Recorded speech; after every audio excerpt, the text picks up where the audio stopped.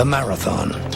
Over 26 miles, it is one of the most grueling events in sports, pushing the human body to extremes.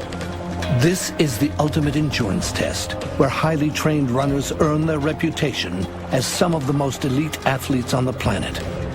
But are they? In the remote mountains of northern Mexico, a little-known tribe is redefining the limits of human endurance. They can run 435 miles, 16 times further than a marathon, in just over 2 days. How could this be possible? Experts are attempting to uncover the secrets to their superhuman ability. Is it unique, or do we all have it? Finding the answer could change the future of medical science.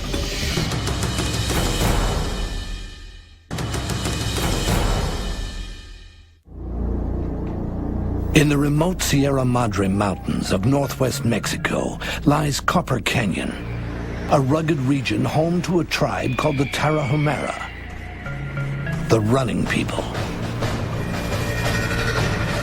The Tarahumara have inhabited this terrain for 500 years. Their name comes from their ability to run superhuman distances without running shoes.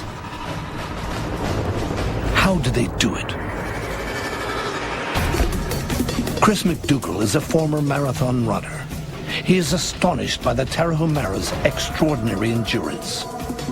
This is an entire tribe of people that can run distances well beyond 100 miles. They routinely run 200, 250 miles at a time. And not just some people, but all of them, men and women, old and young alike. Remarkably, the tribe record for a single run is a staggering 435 miles in just over 48 hours. It's equivalent to running from New York to Cleveland, Ohio.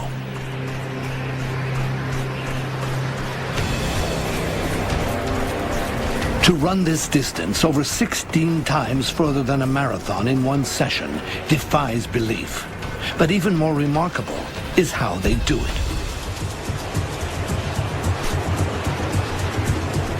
Either barefoot or these thin homemade sandals made out of either deerskin, or whenever people like chuck old tires down in the canyons, they'll actually scamper out, salvage the tires, and cut them into sandals. With little or no protection, the Tarahumara's endurance surpasses even the best Olympic athletes. How? Sports nutritionist John Rinaldi thinks their remote environment plays an important role in their extraordinary ability. These individuals run as an integral part of their culture. They run for survival, they run for inter-village communication, and they run for sport. The Tarahumara live to run. They regularly compete in races of 200 or 300 miles through rugged mountainous terrain. Delivering mail, they can run up to 500 miles in a week. So you can imagine if you lived in a culture where running was the only means of athletic expression, and you had to run for survival as well, you actually get pretty good at running. So how do the Tarahumara run these superhuman distances? Could diet be the answer? During a 26-mile race, an average marathon runner will burn around 2,600 calories. To endure this distance, their bodies need to consume large amounts of carbohydrates, like those found in sports drinks. Carbohydrates are stored as glycogen in the muscles and are gradually converted to energy. But on a 435-mile run, it is estimated that the Tarahumara can burn up to a staggering 43,000 calories. Where do they get this energy? John McDougall studied the Tarahumara's diet. He was astonished at what he found. They drink like crazy, particularly at harvest time. During harvests and before races, the Tarahumara consume large amounts of corned beer called tesquino. Could this be the key to their extraordinary endurance? They actually may be increasing their hydration status and their glycogen status with this corn beer. It's very high in carbohydrate, and the alcohol content is low. It's actually been estimated that it would take about 4 liters to get intoxicated using their corn beer or their corn beverage. So if you think about it, the amount of carbohydrates that would come with that and the amount of just simple fluid load would be very high. But does diet alone explain why the Tarahumara have superhuman endurance? Dan Lieberman thinks there might be another answer. The Tarahumara's abilities to run really long distances really comes from our evolutionary history as hunters. We live in a world that's so different from the world for which we evolved that we have lost a lot of those abilities. Hundreds of thousands of years ago, early human hunters had to pursue their prey over long distances. They would literally chase animals until they died of heat exhaustion. It's called persistence hunting and is still practiced by the Tarahumara today. What you do is you run at a speed that makes an animal gallop. Most quadrupeds, the way they cool down is by panting. When an animal gallops, it can't pant, so it slowly heats up and heats up and heats up. Evolution has provided humans with many ways to endure long distances. Were we born to run? We have features all throughout our bodies, literally from our heads to our toes, that help us run long distances, both in terms of storing up and releasing mechanical energy, in terms of cooling, in terms of recruiting energy and storing energy. And what the Tarahumara have done is they've kind of kept those mechanisms, and they keep developing them as they grow up. Most of us have those abilities, it's just that we don't use them. With little or no need for exercise, Dan believes our modern lifestyle is to blame. Why would you want to persistence hunt nowadays? I mean, we can go to our supermarket, we can buy our meat, fully packaged in a container. Dan believes there's another reason why we don't run like the Tarahumara. When we started studying barefoot running and minimalist shoe running, we learned that there are some interesting aspects to the way the Tarahumara run that may be actually of some use to us.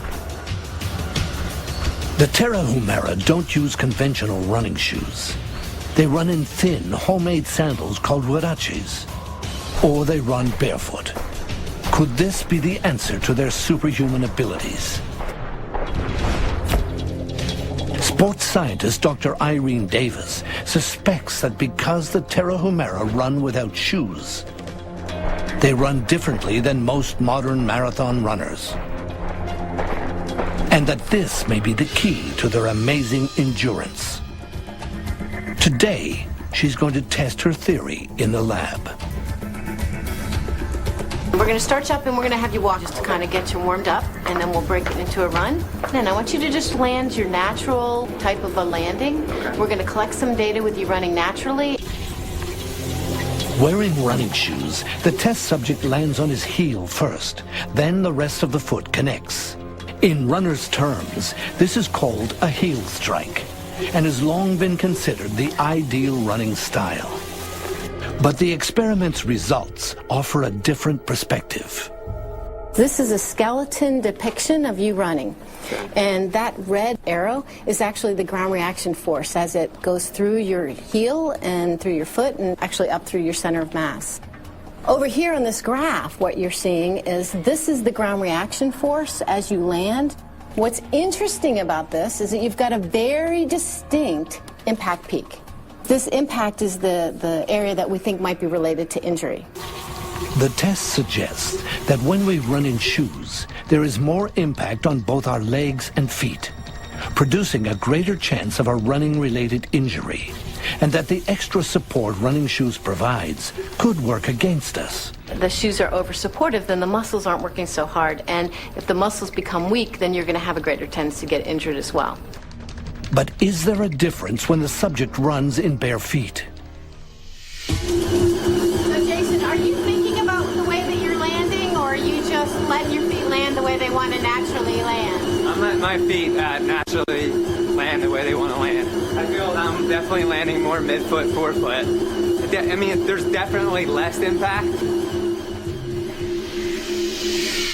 Now what we're looking at you running, barefoot. You can see that you're not landing so much on your heel. Do you see that you have a less distinct impact peak? I think it's, you know, it's crazy how much the force, the impact, how much less impact there was. Could we all be superhuman if we ran without shoes? Probably not. But finding the answers to the mysteries of the Tarahumara's remarkable endurance may take us a step closer to understanding the secrets of the human body. I think there's an enormous amount that we can learn from people like the Tarahumara because they teach us about how our bodies were designed to function.